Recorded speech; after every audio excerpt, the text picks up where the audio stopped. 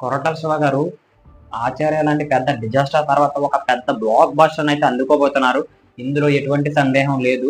తారక్ అన్న తన విన్నింగ్ పర్సెంటేజ్‌ని అదే విధంగా కొనసాగిస్తాడు. ఇందులోను కూడా ఎటువంటి సందేహం లేదు ఫ్రెండ్స్. ఎందుకు అంటే మనం అక్కడ చూసుకున్నట్లయితే కొరటాల శివ గారు ఎందుకు అంత గట్టిగా విన్ కొట్టాలి అనే పట్టుదల మీద ఉన్నారు అంటే, మన 'ఆచార్య' మూవీ ఎంత పెద్ద డిజాస్టర్ అయిందో మనందరికీ తెలిసిందే. అక్కడ కొరటాల శివ గారిని ఏమని అవమానించారంటే, ఇతనికి సినిమా తీయడం రాదు. ఏ విధంగా మొహం పెట్టుకొని అన్ని మనకి 'శ్రీమంతుడు', 'మిర్చి', 'జనతా గ్యారేజ్' లాంటి పెద్ద పెద్ద బ్లాక్ బస్టర్‌లు మనకిచ్చినా సరే, అతన్ని ఆ విధంగా హేళన అయితే చేయడం అయితే జరిగింది. ఆ పట్టుదలతోనే మన కొరటాల శివ గారు ఈ నిర్ణయం తీసుకొని ఒక స్క్రిప్ట్‌ని మంచిగా రాసుకొని, సముద్రాన్ని ఒక ఎర్ర సముద్రంగా మార్చి మరి మన ముందుకైతే తీసుకువస్తున్నారు ఫ్రెండ్స్. ఎప్పుడు చూడని టెక్నాలజీని వాడుతున్నారు. అలాగే అనిరుద్ మనకు తెలిసిన విషయమే అనిరుద్ గారు ఎంత గట్టిగా కొడతారో బీజీఎం. మన 'జైలర్' సినిమాలోని అందరికి పూనకాలు ఏ విధంగా తెప్పించారనే విషయం మనందరికీ తెలిసిందే. మన 'త్రిబుల్ ఆర్' ఇంకొక విషయంలోనైతే భయపడాల్సింది ఉంది ఫ్రెండ్.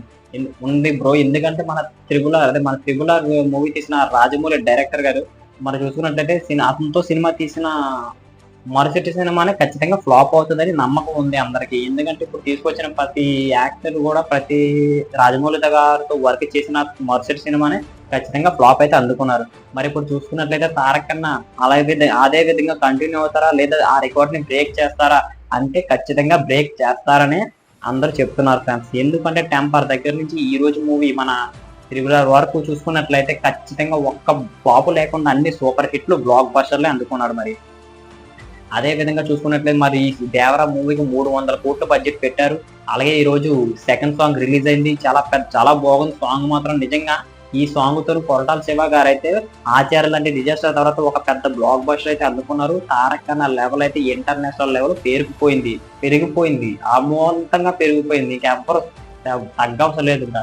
మనం అయితే కాలర్ ఎత్తుకొని ఆ రోజు స్టేజ్ మీద మీరు కాలర్ ఎత్తుకొని తిరిగేంత వరకు నేను సినిమాలు చేస్తూనే ఉంటా, మంచి మంచి సినిమాలు చేస్తూనే ఉంటా అని 'తారక్ అన్న' ఏ విధంగా అయితే చెప్పాడో, ఈ రోజు మనం అదే విధంగా కాలర్ ఎత్తుకొని తిరిగేలా అయితే చేస్తున్నాడు ఫ్రెండ్స్.